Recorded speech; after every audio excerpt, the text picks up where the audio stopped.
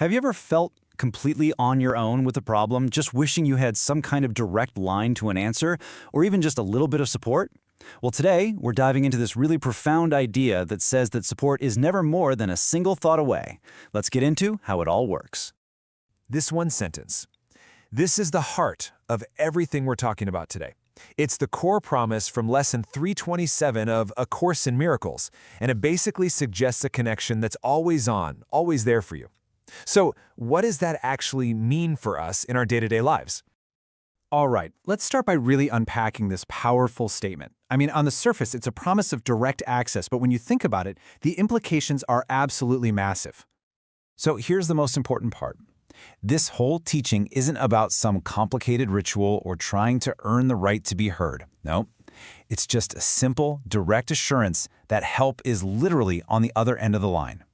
And the only thing you have to do is make the call. It is that straightforward. Just let that sink in for a second. The answer is always there. See, this isn't about hoping you get a response. It's about trusting that a response is guaranteed. And that's a huge shift in thinking, from constantly seeking and searching to simply being open to receive. So why is this promise such a big deal? Well, because it goes right to the heart of a core human feeling, that illusion that we're separate, that we're all alone, you know? It's a feeling that just gets amplified by all the noise of modern life, convincing us we have to figure everything out all by ourselves. And that's exactly what this lesson is for. It's like a direct antidote to those heavy feelings. Think of it as a tool, one that's designed to cut right through the static of isolation and remind you that you're never, ever truly disconnected from a source of incredible support. This slide just lays out the transformation perfectly. On one side, you've got that state of separation, which, let's be honest, feels like confusion, like you're lost in the dark.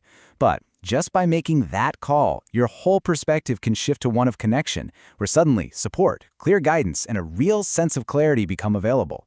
It's not about changing the world around you. It's about changing your perception from within. Now, what's so cool about this idea is how practical it is. This isn't just theory. So let's break down 3 daily practices you can use to turn this concept into a real lived experience. So here's the game plan. A morning affirmation to set your intention for the day, a mindful pause you can use for any in-the-moment challenges, and some evening journaling to help you recognize the results. Let's take a quick look at each one. Okay, practice 1 is all about starting your day on the right foot. Before you even grab your phone, just taking a moment to say this phrase out loud or in your head, it sets a tone of trust and openness. It kind of primes your mind to be on the lookout for answers and support all day long. Practice 2, this is your tool for when things get real. When you feel that knot of stress or a wave of confusion, just pause, take a breath, and mentally ask for help. The key here is what you do next. Just observe. Pay attention to any new thoughts, feelings, or little intuitive nudges that pop up. And finally, the third practice is what really reinforces the whole loop. At the end of the day, you take a minute to write down the moments where you felt a response, and it doesn't matter how small. Doing this builds a personal library of evidence for yourself, and that reflection, that's what really strengthens your trust in this process over time. All right, so we've covered the daily habits. Now, let's get even more hands-on. I'm going to walk you through 2 specific exercises you can try, maybe even right after this, to really feel this connection for yourself. We're moving from theory straight into direct experience.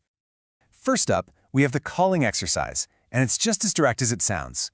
All you do is follow these steps. Find a few minutes of quiet, really bring to mind a situation where you need help, and then clearly, in your own thoughts, express that need.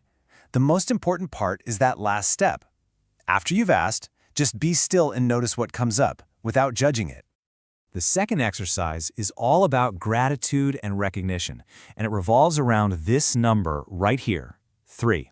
That's it. Your goal at the end of the day is to find just 3 moments where you felt an answer, or a sense of guidance, or maybe an unexpected solution just appeared.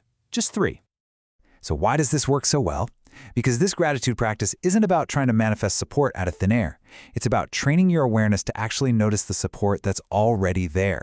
You'll start to see all the subtle ways your calls are being answered, all the time. Okay, let's bring all of this together now and reflect on what we've covered. What are the really essential things you need to remember from this incredibly powerful lesson? Well, here are the key takeaways. First and most importantly, help is always just a call away. That's its nature, to be accessible. Second, that heavy feeling of being alone, it's an illusion, and this practice is how you dissolve it. And third, consistency is everything. These small, daily practices are what truly build real trust and a strong connection. And that brings us to our final thought, a question for you to carry with you. I want you to really think about this. Where in your life do you resist asking for help? Maybe it's in your career or your relationships or even with your own health. How can you start to practice making that call, especially in that area? The answer is waiting.